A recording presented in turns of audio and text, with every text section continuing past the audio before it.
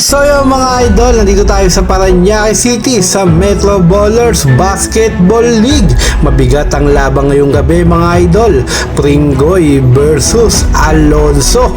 At may import pa. Palitan talaga ng highlights ang dalawang import.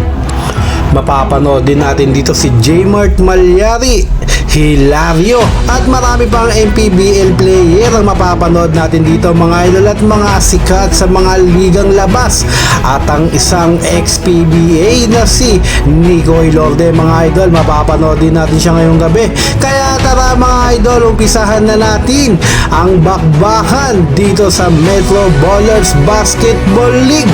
Kaya tara,